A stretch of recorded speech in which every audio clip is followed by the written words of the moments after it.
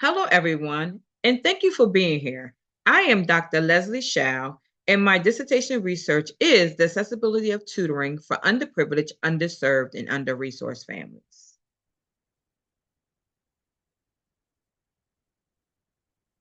The COVID-19 pandemic didn't just disrupt education, it revealed and worsened existing disparities. Students from low income families, students of color, and those with learning differences experienced the greatest learning loss.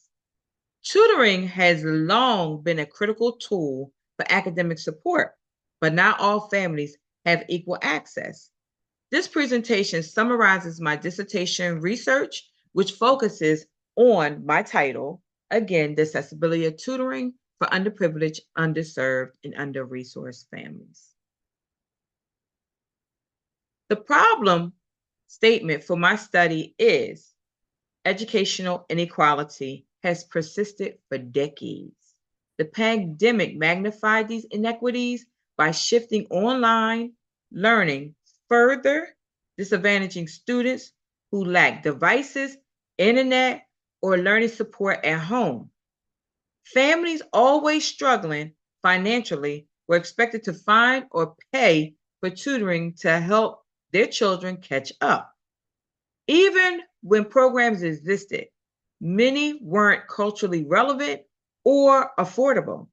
This study focuses on understanding these barriers from the parent's perspective. The purpose of my study was to explore the lived experiences of parents navigating tutoring during and after the pandemic. Specifically, I wanted to focus on and understand the challenges that they faced, whether they found it online or in person, tutoring was more effective. Which one? I had hoped to gain insights that improve support and advocacy for families historically excluded from enrichment opportunities like tutoring. By understanding parents' lived experiences, the study illuminates structural and social barriers that must be addressed to achieve equity. To guide my research, here are my research questions, 3 of them. What are parents' perception on on-site tutoring? The resources that they receive for on-site. And then how do parents view online versus in-person tutoring? And what obstacles do parents face when seeking tutoring for their children?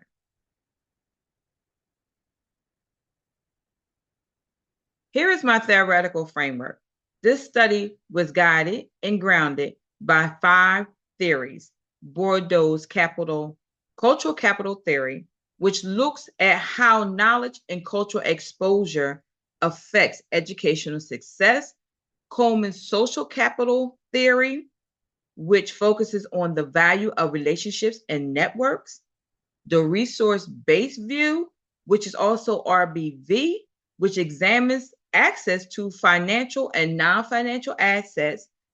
Capabilities approach, which emphasizes human development and the real freedoms people have.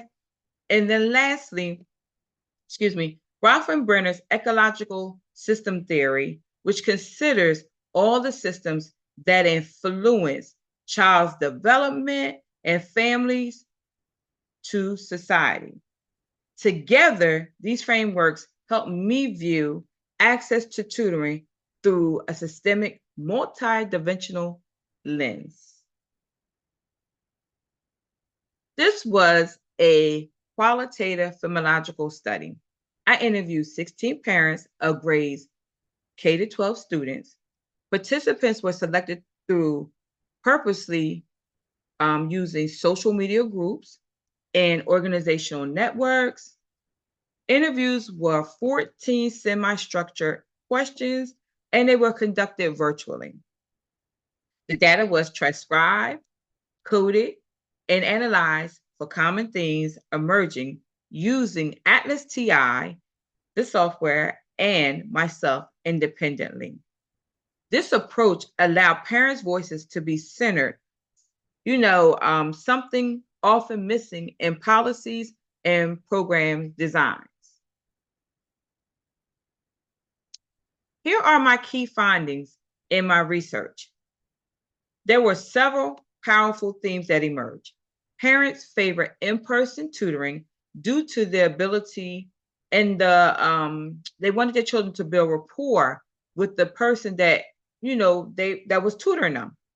Keep their children also accountable. Online tutoring was appreciated for its convenience, but limited by internet access, distractions at home, and less engagement. But the biggest barriers included cost, lack of transportation, absence of culturally responsive tutors, and the digital divide. Despite these challenges, parents were eager to find ways to support their children's academic success.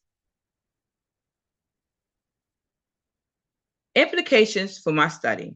This isn't just a school problem, it's a systemic issue involving policy, funding, and community partnerships. The findings suggest schools and districts need to offer tutoring that is affordable or free and available during the school day. Provide digital tools and training to ensure equitable access to online tutoring. Ensure tutors understand and respect cultural backgrounds of students they serve.